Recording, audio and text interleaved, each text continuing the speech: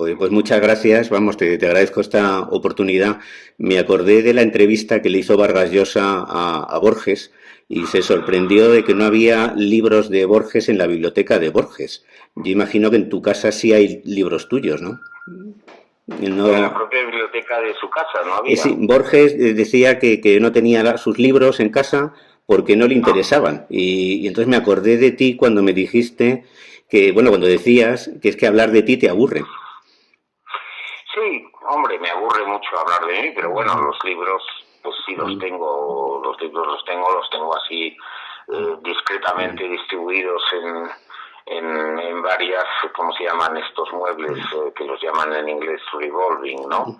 Eh, ¿Sabes lo que digo? Sí, sí, sí, sí, pero no sé en castellano cómo No sería. sé si tiene nombre en castellano, ¿no? O sea, estas estanterías bajitas que dan vueltas, ¿no? Sí, sí. Y tal, las tengo discretamente en varias de ellas porque pues las tengo así para que tampoco dedicarles un estante entero, que sería una cosa un poco fea y abrumadora para quien viniera de visita a casa y para mí mismo. Entonces están distribuidos en varias de estas revolving, estos muebles, ¿no?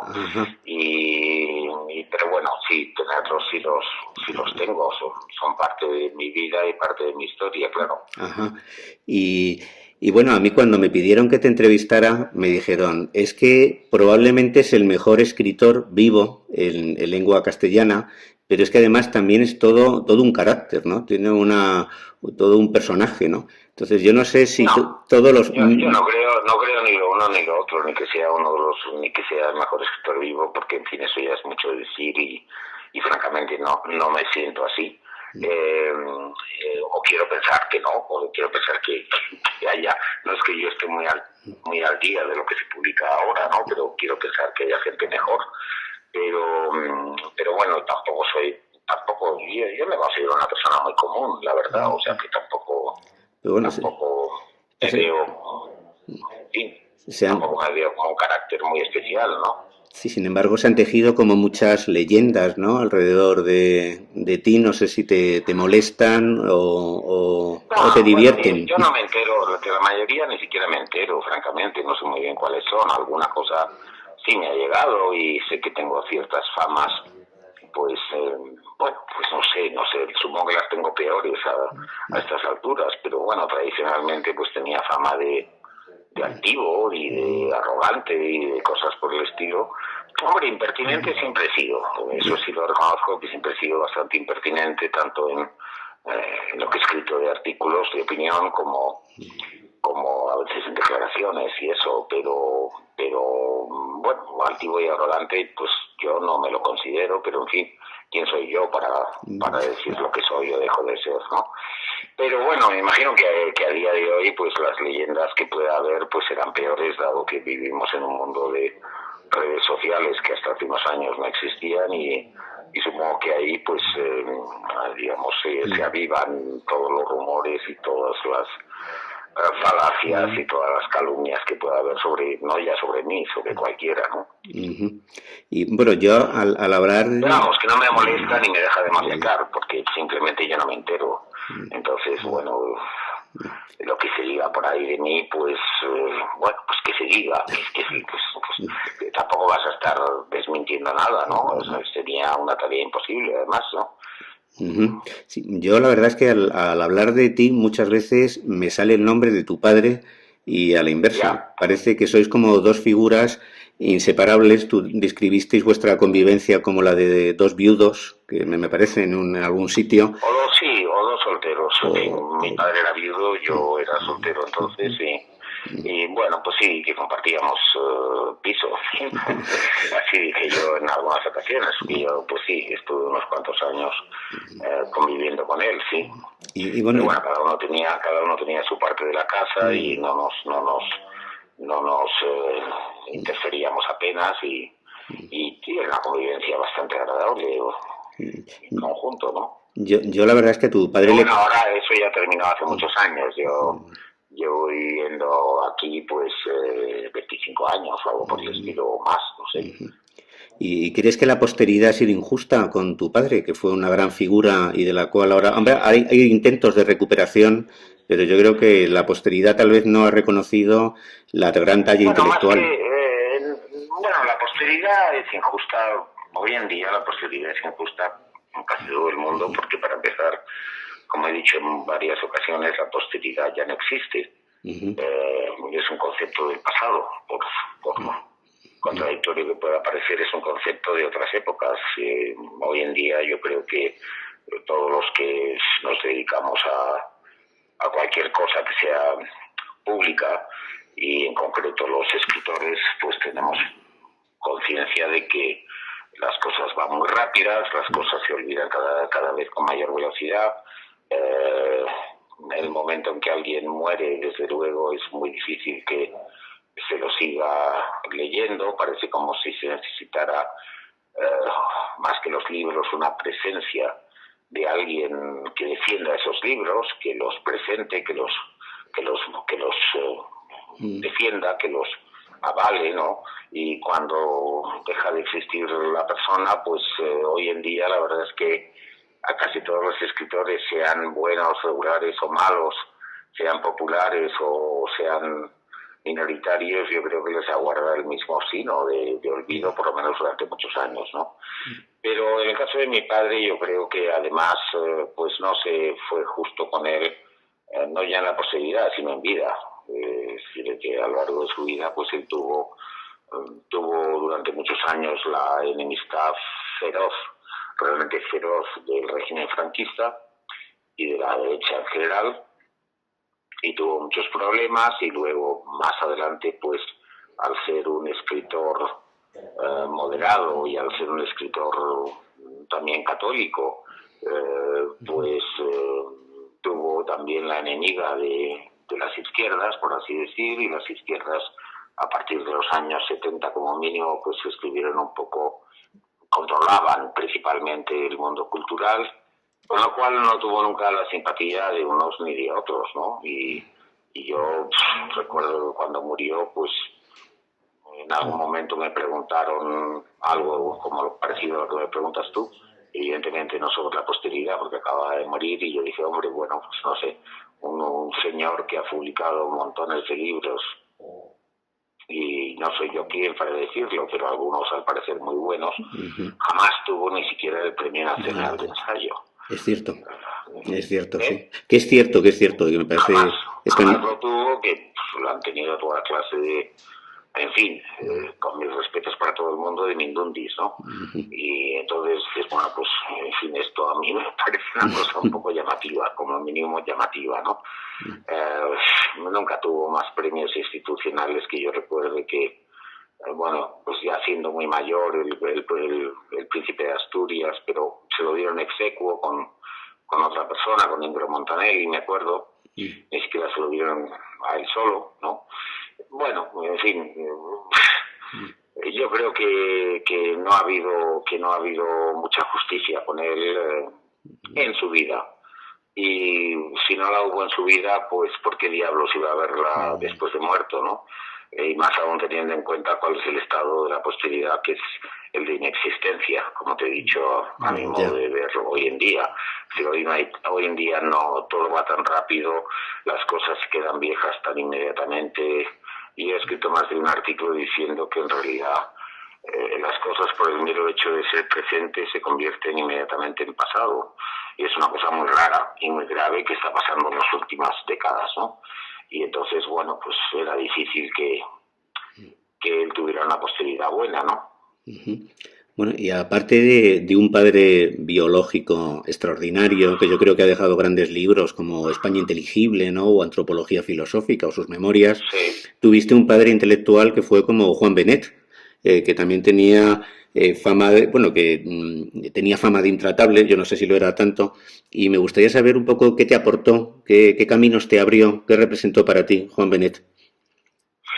Bueno, mi experiencia con Juan Benet era toda la contraria de una persona intratable. Desde mi punto de vista era una persona absolutamente encantadora, con un gran sentido del humor. También era muy impertinente, eso sí, no lo discutiré, pero era de esas personas que podía soltarle una impertinencia a cualquiera, y lo hacía con tanta gracia que casi nadie se lo tomaba mal, casi todo el mundo se reía, ¿no? y le hacía gracia la manera en que él lo hacía, ¿no? Hombre, para mí fue una persona importante. Primero como novelista, pues cuando publicó su primera novela, Volver a esa región, en el año 67, creo recordar, y yo la debí leer pues un par de años después o así. Pues bueno, era un libro difícil, pero era un libro que digamos, daba esperanzas de que la literatura española, que llevaba muchos años anclada en una especie de realismo, social realismo, bien intencionado, pero desde mi punto de vista pobre literariamente, pues tuviera un tono más elevado, ¿no? Y se atrevió con eso, y en ese sentido, pues para mí fue una persona en cuya literatura aprendí muchas cosas, ¿no? También de tipo técnico, ¿no? Era un hombre arriesgado y avanzado en su prosa. Y luego, como amigo, como buen amigo, sí, mucho mayor que yo, me llevaba 24 años, pero como yo lo conocía además muy jovencito, yo debía tener pues 18, 19 años, debía tener 19, 20 años cuando lo conocí. Pues no sé, fue un amigo muy bueno, fue un amigo muy divertido, fue un amigo que me enseñó muchas cosas, o que me ayudó a muchas cosas. Por ejemplo, era una persona con un ojo no solamente para la literatura extraordinario, sino también para la pintura, también para la música.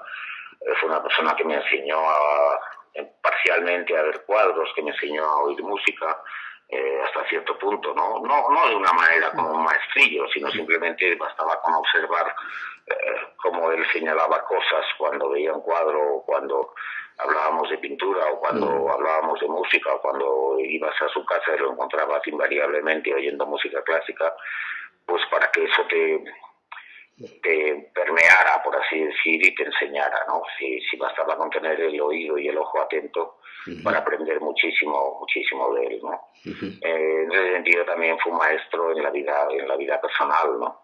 Y también era una persona de considerable ética, yo creo. También era una persona muy recta, ¿no? Era una persona muy recta sin serlo en exceso, evidentemente. Era una persona muy liberal, pero digamos era una persona que se regía por principios de rectitud considerables, cosa que ya en su época no era tan fácil de encontrar, ¿eh? Ya.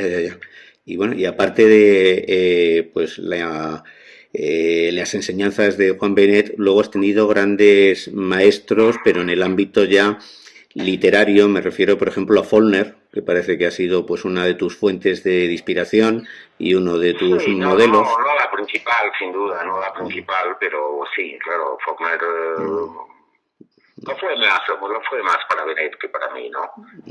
Para mí lo fue más Conrad, lo ha sido más Conrad, lo ha sido más Stern. Stern, por supuesto, que son ambos autores de los cuales traduje obras, algunos otros autores de los yo tuve un periodo en que traduje bastante, y la verdad es que tuve la suerte de poder elegir o incluso proponer a editoriales las cosas que me apetecía traducir, con lo cual no es que tradujera nunca, por fortuna para mí, pues como traduce la mayoría de los traductores, que es pues lo que les llega, lo que les ofrecen, ¿no? Yo tuve la posibilidad de elegir, y entonces eran cosas que me interesaban a mí mismo, que no estaban en castellano en su momento, y entonces algunos de los que traduje pues han sido influencias fuertes, no solamente porque fueron autores que antes de traducirlos ya me gustaran mucho, sino porque además cuando uno traduce a un autor realmente se empapa de ese autor de una manera extraordinaria. Yo siempre digo que la mejor manera de leer un libro es traducirlo. Porque es que uno tiene que ver hasta el último detalle de cada frase, ¿no? Y no solamente verlo, sino que además tiene que ponerlo luego en su lengua de manera aceptable. Y entonces, claro, uno queda empapado de lo que uno traduce, sobre todo si son traducciones, por así decir, elegidas por el traductor, como fue en mi caso. En la mayoría de los casos, en la mayoría de las ocasiones. A mí también me recuerda tu literatura a Henry James, ¿no? Que también creo... Sí, Y, a claro, Henry James nunca ah, lo he traducido, pero sí, lo leí mucho. En la juventud lo leí exhaustivamente, digamos, y sí, le sigo teniendo una admiración muy profunda, ¿no? Pero y, bueno, también está Cervantes, claro. en fin, no olvidemos a Mm, Cervantes y algunos españoles como Clarín, que a mm, mí me parece un escritor extraordinario, claro, o como el propio Valle. Quizá no ha claro, tenido claro. una influencia muy visible o muy directa en lo que yo escribo, pero digamos Ajá. que son también autores que me han enseñado mucho, ¿no? Flaubert Simplemente también. leyéndolos. Flaubert, tal vez, también. Hay algo Sí, flaubertiano. Flaubert también, pero bueno, sí, Flaubert también, pero Flaubert tiene una obra en realidad tan escasa que no es fácil que te influya demasiado, ¿no? Porque enseguida has terminado con sus 4 o 5 libros, ¿no? Pero sí, bueno, sí, le tengo mucha admiración, pero no sé, más Montaigne o más Shakespeare sin duda alguna, o más... Joyce. No, Joyce no, Joyce Joyce no. muy poco, No. exceptuando quizás sus cuentos, los cuentos de dublineses que me parecen extraordinarios. Yo no soy muy fan del Ulises, la verdad. Y Proust. Proust sí, Proust me parece extraordinaria, me parece una de las cumbres de la novela de todos los tiempos, ¿no? Y lo curioso con Proust es que todavía no lo he leído completo, porque Anda, caramba. no lo he leído completo porque varias veces he empezado y cada vez que me interrumpo por falta de tiempo, por lo que sea, y entonces, bueno, la siguiente vez decido empezar otra vez desde el principio, con lo cual yo creo que los 2 primeros volúmenes me los he leído varias veces, el tercero me parece que me lo he leído una vez y me parece que parece de contar, o sea, Caramba, caramba. todavía me quedan 4 Ya, por ya, ya. leer y voy a ver si de aquí a poco lo hago, sí, a ver si me lo leo entero de una vez. Bueno, ahora Pero sí, hombre, basta con haber leído 2 o 3 volúmenes para darte cuenta de la magnitud de esa obra que me parece absolutamente extraordinaria, ¿no? bueno, Parece una cosa un poco para caer postrado, ¿no? Sí, hace poco acabo de hacer un artículo porque acabo de terminar un libro precioso, un libro muy emocionante, que es el libro que no escribió, pero no lo escribió exactamente, pero bueno, son una serie una cantidad enorme de horas de entrevista de un momento dado, quien fue su criada en los últimos 9 o 10 años de su vida, ¿no? anda. Y es un libro realmente admirable y delicioso y se asiste a la vida que tenían él y ella, llamada Celeste Álvarez, el terminador, y es asiste uno a una amistad entre señor y criada, utilizando los términos antiguos, ¿no? De una delicadeza y sí, es un libro maravilloso realmente. Anda, que imagino. Y ya digo, no está escrito por ella, porque ella no escribió nada, simplemente dio, al cabo de 50 años de la muerte de Proust, pues dio horas y horas y horas de conversaciones y un periodista de mucho talento pues las organizó, ¿no? De ahí saldría el personaje de François, imagino, ¿no? A lo mejor de Celeste, ¿no? Pues sí, desde luego Celeste, en fin, digamos, castellanicemos el nombre para la Sí. conversación, pues sí está en el libro, sin duda alguna, claro. Ahora se acaba de reeditar Los Dominios del Lobo, que es eso, se cumplen 50 años de Sí, ha sido una tu edición debut. con motivo de eso, del cincuentenario de mi primera novela publicada, sí. ¿Y cómo jugarías esta obra 50 años después? ¿Qué impresión tienes, qué consideración te No, merece? bueno, no me la he releído, yo francamente no me la releo nunca, y entonces, bueno, me la releí cuando hubo una reedición, pues en los años 80 me parece, y entonces sí me la releí, hice algunos pequeños cambios, muy pequeñitos, ¿no? Porque a mí no me gusta tampoco alterar los textos de una época y de una edad. Ese libro lo escribí con 17, 18 años, lo publiqué con 19, y bueno, pues las cosas son del momento en que uno las escribió y cambiarlas de arriba abajo, pues para mí sería como hacer trampa, ¿no? Sería como decir, bueno, pues ahora cambio mi vida y lo que hice a los 20 años voy a cambiarlo. No se puede hacer eso, ¿no? Y yo creo que con los libros tampoco. Pero bueno, hice algunos retoques o toqué algunas pequeñas cosas de detalle, mínimas, que me rechinaban mucho, y luego no lo he vuelto a releer. Yo, en mi recuerdo, pues es un libro que me sigue siendo, y eso ya tiene mérito, que un libro escrito hace 50 años o publicado hace 50 años y escrito a una edad tan temprana, porque ya digo, fueron 17, 18 años cuando yo lo escribí, pues no me avergüence. Entonces, no me avergüenza, me parece que es un libro simpático, que es un libro divertido, que es un libro, bueno, que no está mal contado, que no está mal ideado. Bueno, todo eso ya sería suficiente como para... Y por eso permito que se reedite, o sea, que no, si estuviera avergonzado, pues no lo reeditaría, pero es un libro al que de hecho le tengo bastante simpatía, ¿no? No tiene nada que ver con lo que he escrito posteriormente, realmente creo que tiene muy poquito que ver, lo cual también es lógico, porque quien yo era a los 18 años, pues no tiene mucho que ver con el que soy ahora, ni con el que era hace 20 años tampoco. Pero bueno, es un libro y hay gente a la que incluso le parece que es un mejor libro. lo cual acepto de buen grado, pero no diría mucho. Si fuera así, no diría mucho a favor de mí, ¿no? Pero porque no habría hecho más que empeorar desde entonces. Bueno, si no recuerdo mal, hay menciones a la Guerra de Secesión en la novela. Hay un episodio, porque son varios episodios distintos, más o menos unidos por una serie de personajes que en un episodio son principales, en otros son secundarios, etcétera. Y hay uno que sucede en la Guerra de Secesión, sí. Y eso es una influencia de Benet, porque creo que a Benet le gustaba, estaba muy interesado por la Guerra de Secesión. Yo no sé si... Sí, no, porque ese libro yo lo escribí antes de conocer a Benet. Antes de conocerle, claro. Sí, de hecho lo conocí a raíz de que un amigo común, pues fue el que le pasó ese manuscrito mío. Y para sorpresa mía, pues a Benet, que además era muy estricto y no le gustaba casi nada de lo que hacíamos los jóvenes de entonces, los compañeros de generación mía, por así decir, pues le gustó ese libro y dijo que sí, que iba a ayudar a que se publicara, y así fue. Fue por su intermediación, por lo que se publicó, ¿no? Y si no me equivoco, El hombre sentimental fue la primera novela que obtuvo así un premio importante, que fue el premio Herralde. A mí me parece tu novela más cervantina. Yo no sé, además por cuando hablas de que los personajes un poco crecen y se desarrollan al margen de la voluntad del autor, ¿no? Y también hay como una forma muy prustiana de tratar el tiempo. Ahí todo esto me hace pensar en tu método de trabajo, y no sé si sigues siendo, pues eso, un escritor con brújula, pero sin mapa, como decías.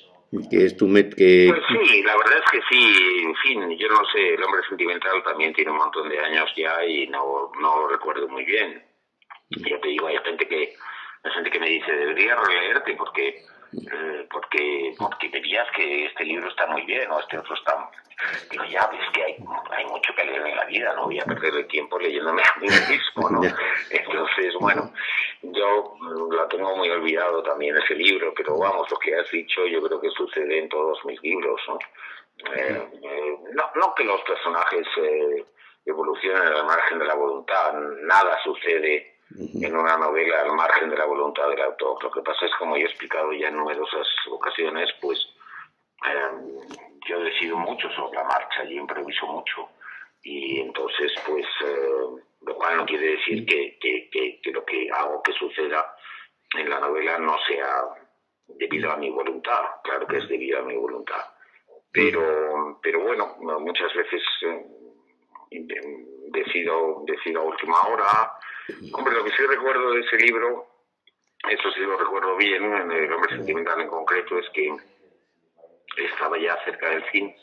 Es un libro breve, por otra parte, estaba ya cerca del final y todavía no había decidido si moría alguien, si no moría nadie y quién moría. Y bueno, finalmente pues muere una persona, uno de los personajes muere y ahora evidentemente al cabo de los años me parecería imposible que hubiera sido de otra manera, pero yo sé que podía haber sido de otra manera y eso me ha sucedido con varias de mis novelas, porque yo decido mucho sobre la marcha, ¿no? Y de manera incluso, si quieres, un poco impulsiva en un arranque, ¿no?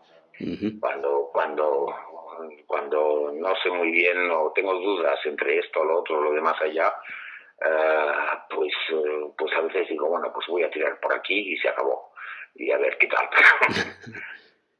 Eso en cuanto a lo que sucede respecto a la trama, ¿no? O a las tramas.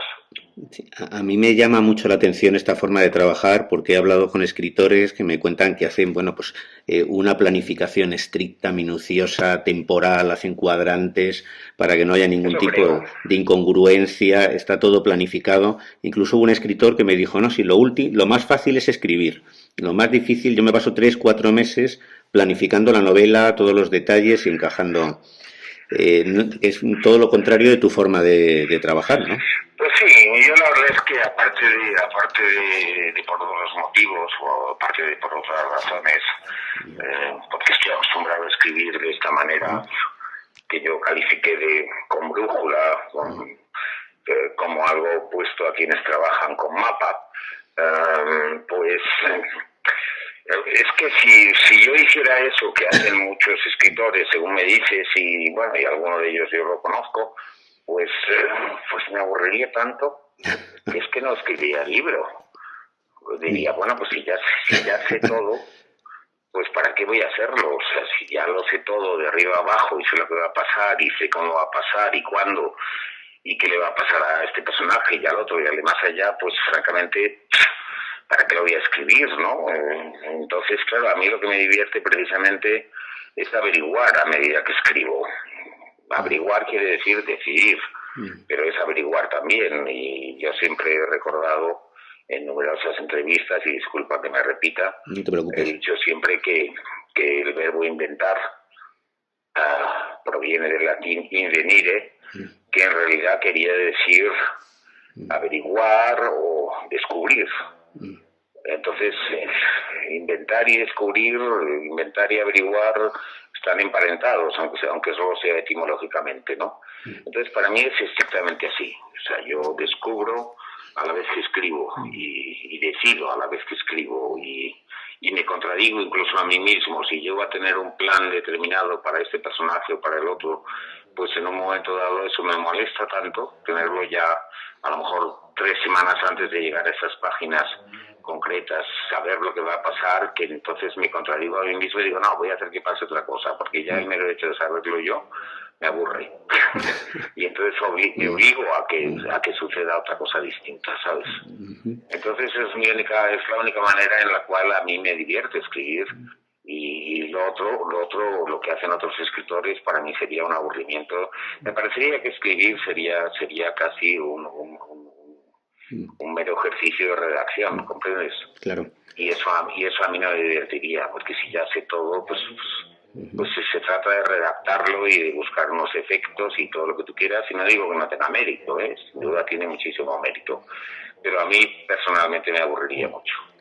Otro libro importante que marcó una inflexión y además yo creo una continuidad en tu obra fue Todas las almas, que además, bueno, pues he dicho que es una especie de novela del yo, donde el protagonista se parece a ti, ¿no? Es un profesor de Oxford, y luego a partir de ahí... Se parece a mí, digamos que tiene unas circunstancias que coinciden con algunas de las que yo tuve en los años 80, pero bueno, luego ya el personaje, todo personaje, por muy inspirado que esté en alguien, en el momento en que pasa a ser un personaje de novela ya es una creación, ¿no? Y pasa a ser eso, un personaje de novela, ¿no? Da igual que uno tenga un modelo concreto para sea uno mismo o sea otras personas, pero en el momento en que pasan a la ficción se ficcionalizan, por así decirlo. Ahí incluyes por primera vez, puede ser una fotografía en un libro, o no sé si lo habías hecho ya antes.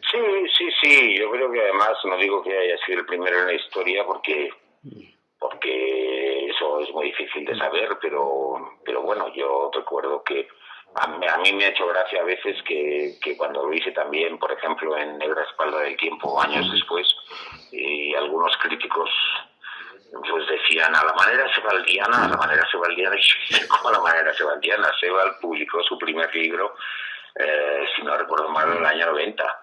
Y Todas las almas es del 89. Es decir, que esto de incluir, y me acuerdo muy bien de la sorpresa y de hecho la cierta reticencia del editor de ese libro de Todas las almas, cuando yo presenté esas dos fotografías que hay, ahí solamente hay dos, y dijo, pero ¿cómo vamos a meter fotografías en una novela? Como pues esto es una cosa insólita, ¿no? Y yo le dije, pues, ¿y por qué no? son fotografías que se describen, y entonces a mí me parece bien que si se describe una imagen, se describe una foto, pues el lector tenga la oportunidad de mirarla y de comparar lo que se describe con la imagen propiamente dicha, ¿no? Y luego lo he hecho en varios libros más, pero bueno, ya te digo, luego esto se ha puesto de moda y lo han hecho montones de escritores, pero vamos, yo creo que sí, que en eso fui bastante pionero, en todo caso en España, bueno, incluido en el caso de Sebald, que luego ha pasado por ser el inventor de eso. Ojo, tengo gran admiración por Sebald, incluso tuvimos un poquito de correspondencia antes de que muriera y tal, pero bueno, que sí, que creo que es la primera ocasión en que lo hice, y probablemente una de las primeras ocasiones en que eso sucedía en una novela propiamente dicha. En tu última novela has incluido, en Thomas Nevinson, has incluido una fotografía del atentado de Vic, entre otras cosas. Y curiosamente yo esa fotografía la No es el de Vic, me parece. Yo creo que sí, que es el... ahora me entra la duda de si es el de Vic o el de Zaragoza. Yo es que creo que es el de Vic porque vi un reportaje y salía... Puede ser, sí. Es una foto muy famosa, sí, que de hecho se ha reproducido infinidad de veces, ¿no? Eso es una foto, y supongo que por lo impresionante que es, efectivamente, sí. Curiosamente yo esa foto la colgué en las redes sociales, que tú con muy buen criterio no frecuentas, y Twitter me censuró porque me dijo que la foto era una apología de la violencia y mostraba... Pues, ¿una apología? ¿Por qué una apología? Por una foto violenta, mostraba a un menor herido también. Bueno, ya sabes que Twitter funciona... Bueno, también podría haber sido una denuncia de la violencia, ¿no? Bueno, las redes sociales funcionan por algoritmos, no por criterios racionales. Entonces, si el algoritmo decidió que esa foto pues infringía las normas, pero es curioso pues la resistencia del ser humano a ver lo que él mismo hace, ¿no? Y a mí me parece una foto que en tu caso, luego hablaremos de tu novela, pues ilustra muy bien el texto, ¿no? Y el tema, yo no me resisto ahora a preguntarte qué piensas sobre qué hay que hacer con las víctimas de ETA. ¿Se las está olvidando? ¿Se está postergando su memoria? Bueno, yo creo que sí, no sé, las víctimas de ETA, sí, yo creo que hay una deuda pendiente de la sociedad y también de los políticos con ellas, ¿no? Creo que además se las está... Bueno, mira, una de las razones por las cuales este libro existe, una de ellas, porque no es que el libro trate de ETA ni mucho menos, ¿no? Está como trasfondo a lo largo de casi toda la novela, pero no es un libro sobre ETA exactamente, ni mucho menos. Pero una de las razones de ese trasfondo, de que exista ese trasfondo en la novela, es que para mí, que soy madrileño, ten en cuenta que Madrid, después del País Vasco, fue la ciudad en la que más atentados de ETA hubo. Si mi cómputo no fue malo en su momento, cuando hice la novela, me parece que fueron 101 víctimas mortales las que hubo en todo el periodo de actividad de ETA, ¿no?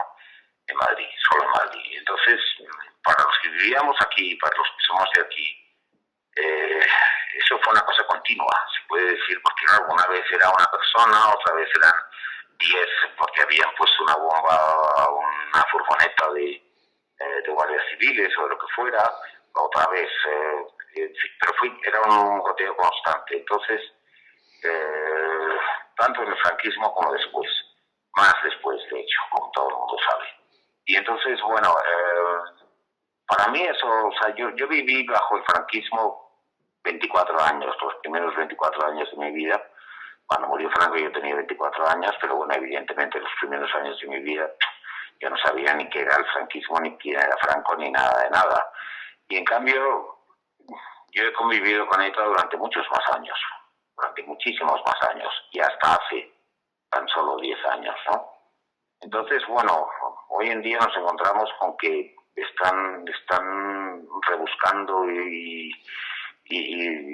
hurgando en el franquismo, que sucedió hace 80 años la guerra y hace más de 40 que murió Franco, y en cambio se está diciendo, olvidémonos de ETA, o como dijo hace poco O'Donnell Orza, dejen a ETA en paz, pero vamos a dejar en paz a alguien que nos hizo sufrir durante 40 años también, o más.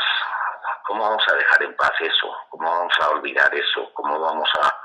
No se puede olvidar, está mucho más reciente, fue muy grave, evidentemente ETA no mató tanta gente como mató el franquismo, no cabe ninguna duda, pero a lo largo del tiempo era un goteo continuo de víctimas y más víctimas y más víctimas y más víctimas hasta llegar a 858, o no sé cuántas son, ¿no? Entonces, bueno, es algo que para mí no se puede olvidar y yo, aunque insisto, no es un libro sobre eso, pero pensé, bueno, hay mucha gente joven que ya no tiene ni idea de esto, que ya también se han ocupado las instituciones políticas y las instituciones educativas en que no sepan y en que olviden. Entonces, para la gente joven es posible que verlo en una novela que insisto, es un trasfondo, ¿no? Y no digamos para los lectores extranjeros, y yo sé que tengo muchos lectores extranjeros, porque mis libros se suelen traducir a muchas lenguas, que tampoco tienen ni idea de nada. Pues verlo ahí en una novela es posible que tenga un efecto de descubrimiento, ¿no? Y me parece que no está mal que eso suceda, ¿no?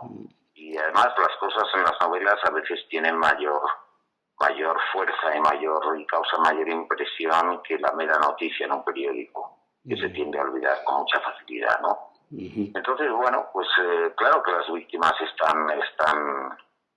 un poco desdeñadas, están un poco, parece que ahora ya molesten casi porque pidan algo o porque se quejen de algo.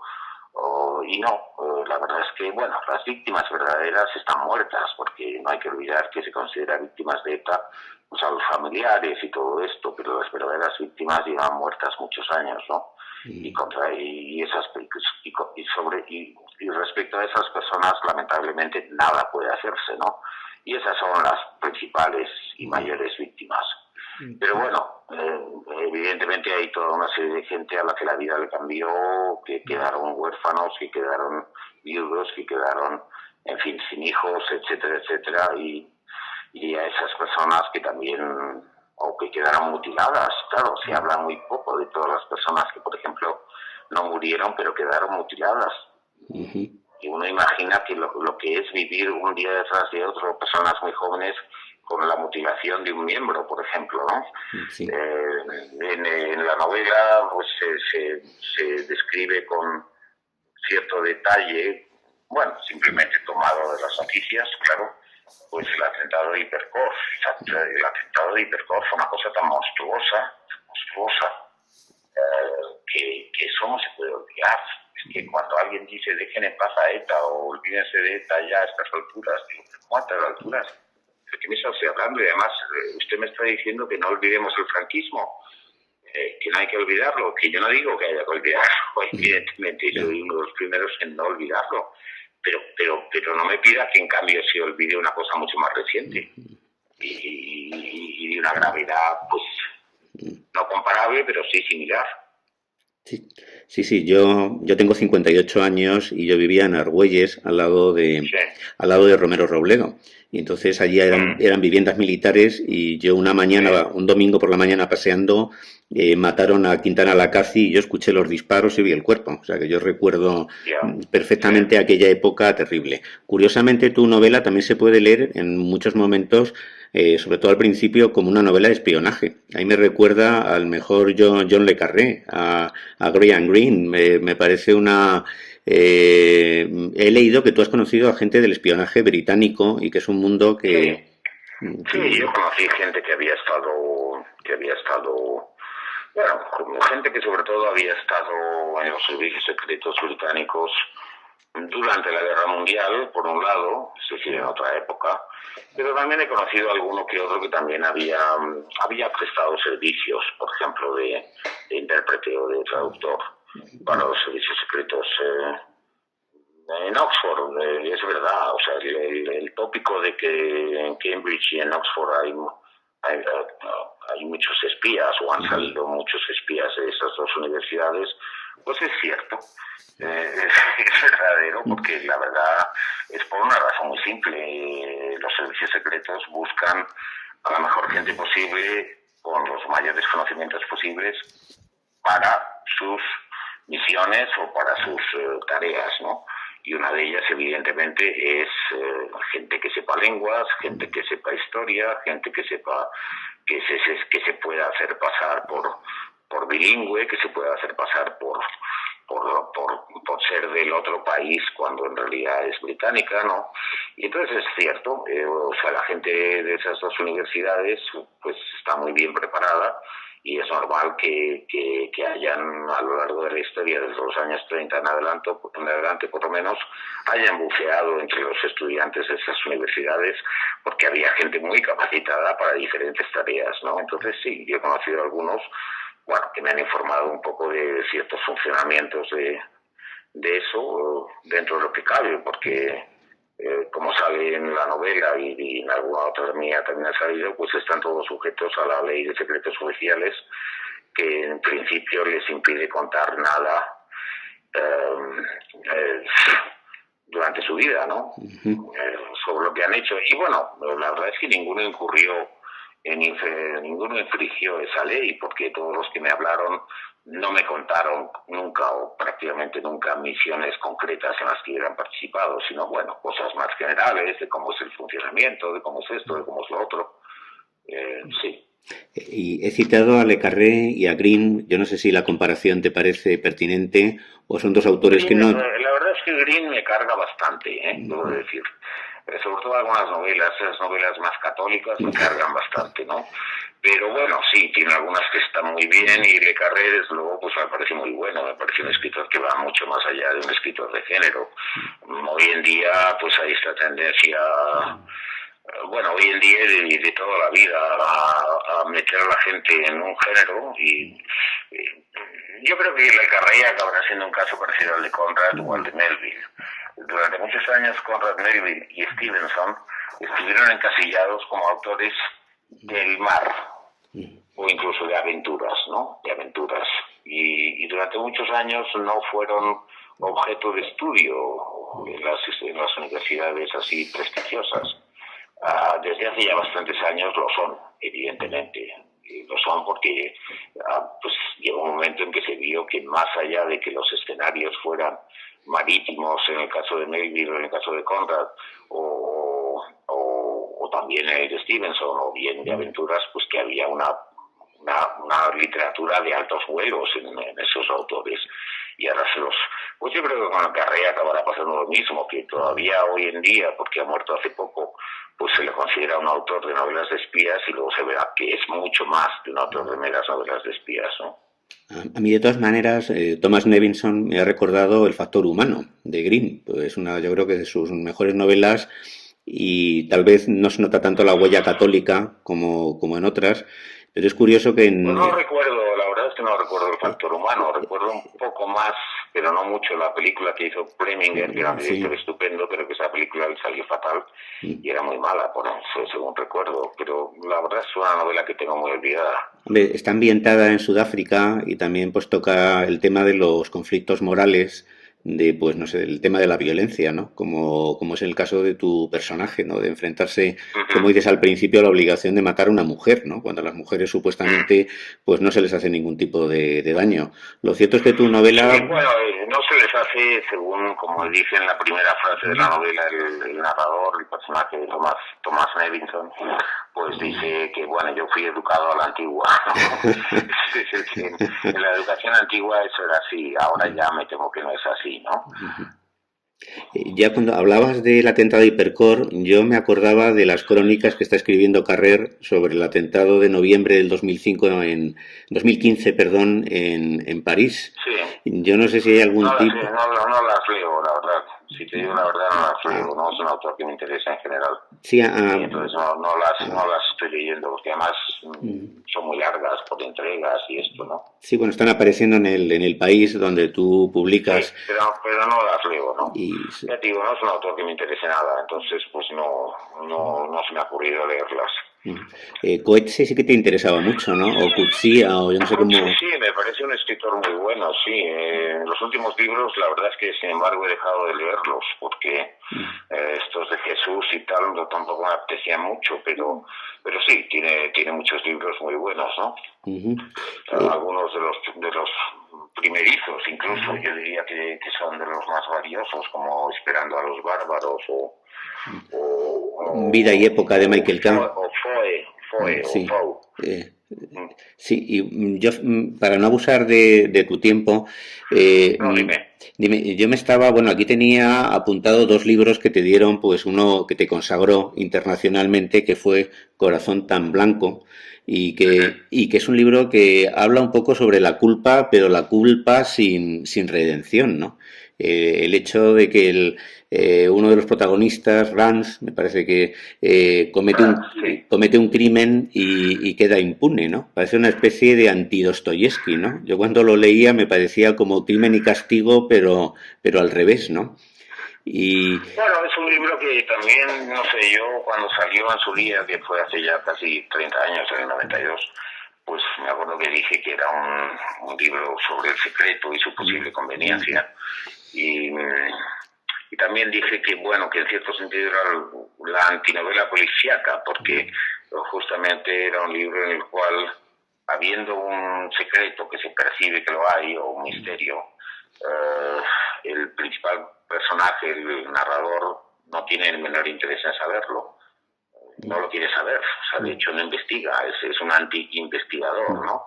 Y más bien quiere que no le llegue. Por eso la primera frase del libro, que se ha hecho algo famosa o algo conocida, no he querido saber, pero he sabido, ¿no? Sí.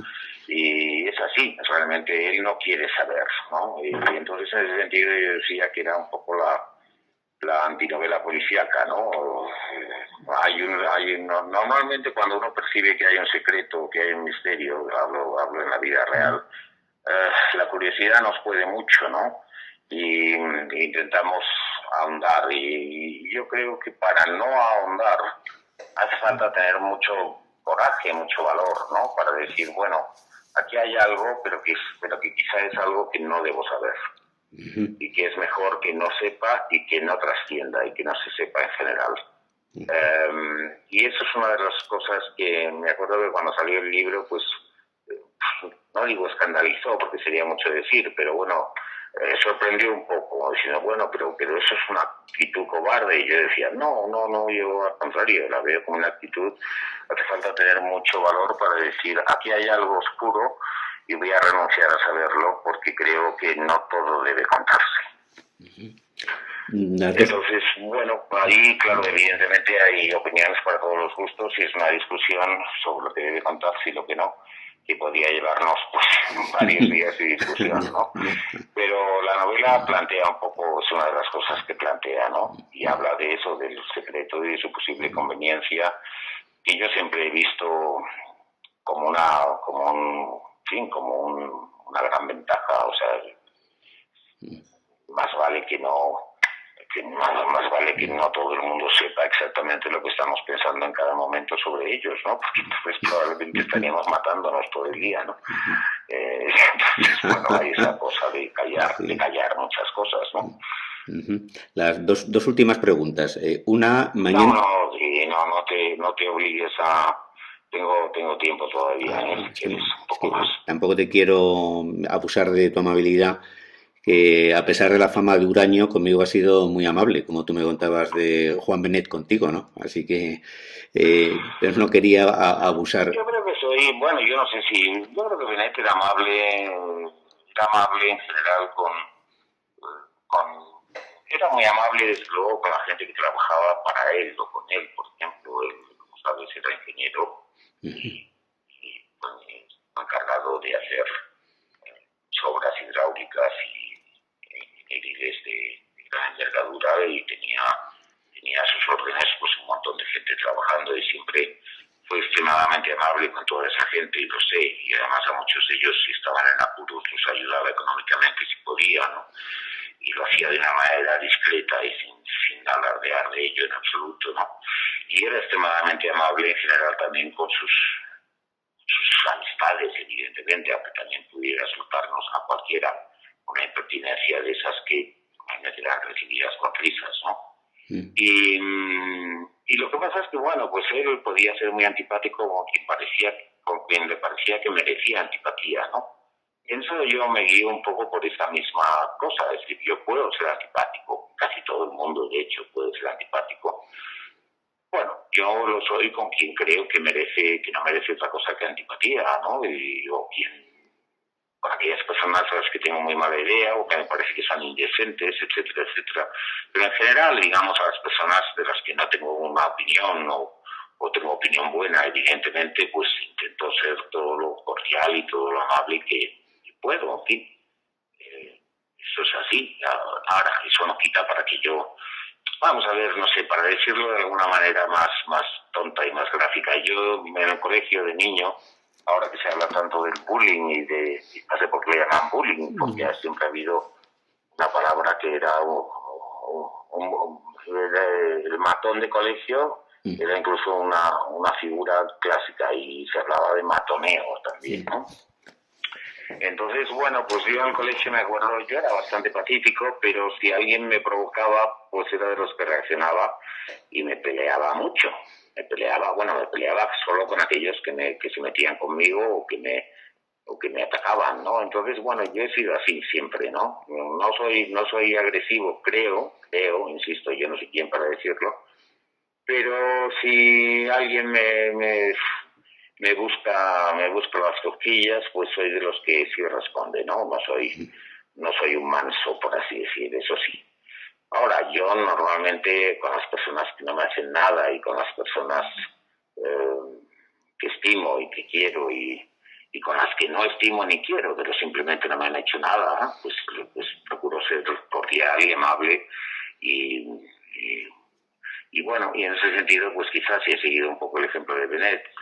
Soy antipático con quien creo que no merece otra cosa, y con quien creo que es indecente, o con quien creo que en fin, tengo muy mala opinión, o esto, pero no con quien es neutro, o por supuesto tengo excelente idea de ellos, ¿no? Una cosa que me llama mucho la atención es tu amistad con Arturo Pérez Reverte, porque hacéis Sí. un tipo de literatura muy distinta, ¿no? Cada uno tiene un estilo muy diferente. No sé si me podrías contar algo de esta amistad o es algo muy personal que prefieres no comentar, vamos. No tengo ningún inconveniente, o sea, es muy sencillo. Claro que escribimos literaturas muy distintas, pero yo tengo gran admiración por aquellos escritores que hacen lo que yo no sabría hacer. Es decir, yo aunque quisiera, no sabría hacer una novela de Arturo. Y sobre todo las que me parecen mejores, como por ejemplo yo creo que tiene una verdadera obra maestra que es Un día de cólera. A él le irrita un poco que yo le diga eso, pero bueno, porque ya tiene unos cuantos años y supongo que todos preferimos pensar que lo último que hemos hecho es lo mejor y estas cosas, pero a mí eso me parece una verdadera banda. Entonces, bueno, ese es un libro, por ejemplo, y otros también, pero ese en concreto me provoca una enorme admiración y la admiración, probablemente a mí no me interesaría hacer un libro como este, pero si me interesara hacerlo, no sabría cómo.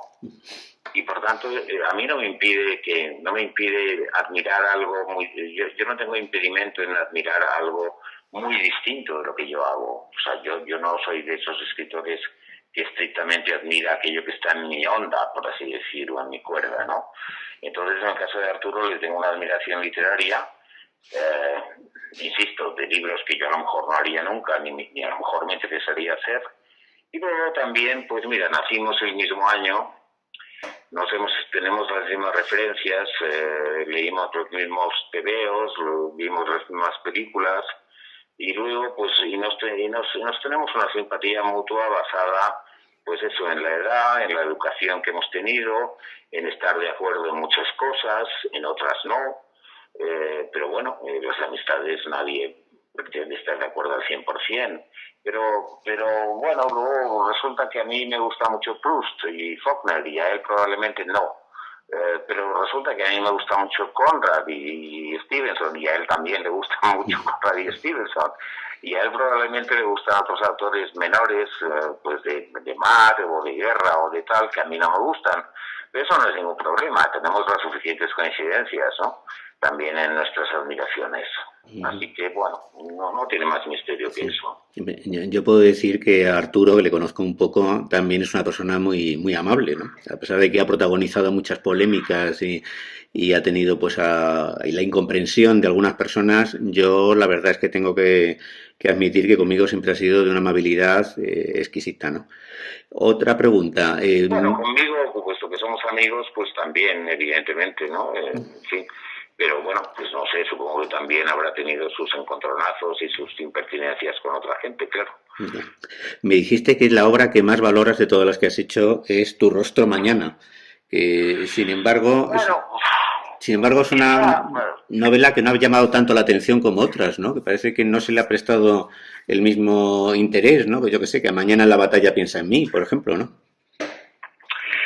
sí, hombre, yo te hablo de preferencias mías, lo cual no significa nada. ¿Quién soy yo para decir? En fin, yo te puedo decir por qué novelas mías tengo debilidad, yo. Lo cual no quiere decir ni que sean las mejores ni nada que se parezca, ¿no? Pero bueno, Tu rostro mañana, pues creo que es una obra, bueno, pues una obra de gran aliento, es una obra monumental. Me parece que en total salían unas 1.600 páginas de los tres volúmenes, luego me parece que cuando hubo una edición con los tres juntos, pues quedaron reducidas, en fin, eso ya depende del tipo de página, del tipo de letra, pues quedaron reducidas a algo menos, pero... Y bueno, pues estuve 8 años con ese libro, ¿no? 8 y pico. Entonces, pues, bueno, es posible que a mí me influya eso, el saber que dediqué 8 años de mi vida a ese libro y que además, pues lo fui haciendo igualmente como todo lo demás, pues de una manera improvisada, porque cuando yo publiqué el primer volumen, que fue en el año 2002, yo no tenía, vamos, cuando me puse a escribirlo no tenía claro que iba a haber un segundo. Y eso lo tuve claro pues cuando estaba terminando ya el primero. Y desde luego lo que no tenía ni idea es que iba a haber un tercero y que ese tercero además iba a ser el más extenso de los tres. Es decir, que yo tampoco, en el caso de Berta Isla y Thomas Nevinson, que, bueno, que como digo en la nota final no son continuación, pero forman pareja, por así decir, ¿no? Y los personajes, pues los personajes principales son los mismos, etcétera, pues tampoco tenía idea de ir a hacer dos, ¿no? Lo que pasa es que después de terminar Berta Isla, bueno, dejé pasar un tiempo, yo siempre suelo dejar pasar un tiempo entre novela y novela, y de pronto pues me entró la idea de que, bueno, de que Thomas Nevinson en concreto, pues era un hombre que al final de Berta Isla, pues está un poco hundido, está en un estado casi vegetativo, ¿no? Ha vuelto a Madrid después de muchos años de servicio con el Servicio Secreto Británico, de haber tenido muchas vicisitudes, de haber estado casi desaparecido, de haber sido dado por muerto, y está en un estado pues muy alicaído, casi vegetativo, ¿no? Pero claro, es un hombre que en realidad tiene 45 años, porque empezó su carrera en los servicios secretos muy joven, ¿no? Entonces, digo, bueno, un hombre con 45 años, ya no sé que tenga una enfermedad fulminante, pues tiene mucha vida por delante. Entonces me dio curiosidad saber qué podía ser de alguien que al que ya le ha pasado todo, pero en realidad sigue viviendo y presumiblemente va a seguir viviendo bastantes años, ¿no? Y ya, sin embargo, tiene la sensación de que le ha ocurrido todo, de que ya nada le puede ocurrir más y como si fuera un fantasma. Y entonces, pues, eso me fue llevando a imaginar que podría ser de él, pues, un par de años después del momento que termina Berta Isla, y de ahí nació Thomas Nevinson. Pero yo no lo tenía pensado hacer una biología ni nada que se parezca, tampoco lo es, ¿no? Pero ya digo, se puede leer independientemente de los dos libros, creo que sin problemas, pero bueno, así es como yo funciono, y una cosa me lleva a otra y de pronto improviso esto, improviso lo otro. Nunca tengo ese plan de decir, pues ahora voy a hacer esto y ahora el primer libro va a ser la voz principalmente de la mujer, Berta Isla, y el segundo la voz principalmente del marido, Thomas Nevin. No, surgió después, surgió a posteriori, ¿no? Esto por último, yo recuerdo leyendo Mañana en la batalla, piensa en mí. A mí me impresiona mucho la primera escena cuando cuando muere la mujer y él se marcha, ¿no? Y deja al niño solo, ¿no? Y luego también el final, pues el atropello este del amante y todo. A mí a veces tus novelas me recuerdan una atmósfera tan desapacible como la que se ve en Coetze, ¿no? Yo no sé si tú piensas un poco como Shakespeare, que la vida es ruido y furia, ¿no? Si eres un autor con una visión trágica de la vida. Bueno, ruido y furia es mucho decir, ¿no? Que los tiempos de Shakespeare eran otros tiempos, y sobre todo ten en cuenta que esa frase de Shakespeare está puesta en Macbeth, que es una recreación, por así decir, de un rey escocés, no sé de qué siglo, pero vamos, casi medieval, y evidentemente en aquellos tiempos la vida sí era más ruido y furia que ahora, ¿no? Pero bueno, la vida sigue estando bastante llena de calamidades, de preocupaciones, de tristezas, de perplejidades, como para que se pueda seguir diciendo algo así. Hombre, yo creo que no, que la atmósfera de mis libros no sé, las de Coetzee yo las veo un poco más. Yo huyo como de la peste, de lo sórdido y de lo deprimente. Es decir, que yo me permito cosas que a veces son terribles, pero creo que ninguna es sórdida ni ninguna es deprimente, o por lo menos no están tratadas de manera sórdida o deprimente, ¿no? No, en absoluto. Y en el caso de Coetzee yo creo que sí hay algo de sordidez, ¿no? Con más frecuencia, ¿no? Y sobre todo detesto la sordidez deliberada, y es una de las cosas que ocurren hoy en día en demasiadas novelas y en demasiadas películas y en demasiadas series, que lo primero que te plantan es esto sucede en una ciudad de Luisiana o en un pueblo de Luisiana donde la gente vive fatal y viven además y son unos desastrados y tienen la casa llena de sartenes sin limpiar desde hace probablemente varios siglos, y dices, bueno, vamos a ver todo esto porque, o sea, no sé, no hay gente media normal que friegue las sartenes, no sé. En fin, es una tontería lo de las sartenes, pero te lo digo como elemento visual que aparece a menudo en este tipo de. Y si es inglesa, pues también, y ocurre todo en unas barriadas donde la gente aparentemente vive toda miserablemente y no sé. Y bueno, yo creo que ahora hay una excesiva tendencia a presentar ese tipo de sordideces, no sé cómo decir, y la vida es trágica fuera también de las sordideces, ¿no? Y la vida tiene infinitas calamidades, infinitas preocupaciones, infinitas tristezas, infinitas injusticias, evidentemente, sin necesidad de eso, ¿no? Entonces, bueno, a mí me repele un poco esa sordidez rebuscada y buscada, ¿no? Y procuro que las cosas que suceden tampoco sean gratuitas. Por gratuitas, entiéndeme, no digo que no pueda ocurrir alguna vez, pero cada vez que leo una novela o veo una película o lo que sea, hablo de artes narrativas, ¿no? En la cual a una pareja se les muere un niño pequeño y digo, ay, ya estamos con la cosa más espantosa que puede suceder y, en fin, y esto es gratuito, no tiene por qué ocurrir, no sé, esto ya es para poner a los personajes en una situación extrema de pena, de tristeza y de hundimiento, ¿no? Y entonces eso me parece a menudo demasiado fácil, demasiado facilón, demasiado... es como si se buscara a menudo la pena del espectador, pero por métodos un poco ilegítimos, no sé cómo decir. Facilones en el sentido de ilegítimos, es decir, hombre, si me cuenta usted que ha muerto un niño pequeño, pues claro que me va a dar pena, pero es que no sé, es que se lo está usted poniendo muy fácil a usted mismo, ¿no? Claro. ¿Entiendes lo que quiero Sí, decir? sí, perfectamente. Yo intento que no haya gratuidades de este estilo en mis novelas, ¿no? Sí, bueno, Y también intento otra cosa que también se da mucho hoy en día, tanto en novelas como en... que es que no quiero personajes tontos. No quiero personajes tontos porque ya no puedo más.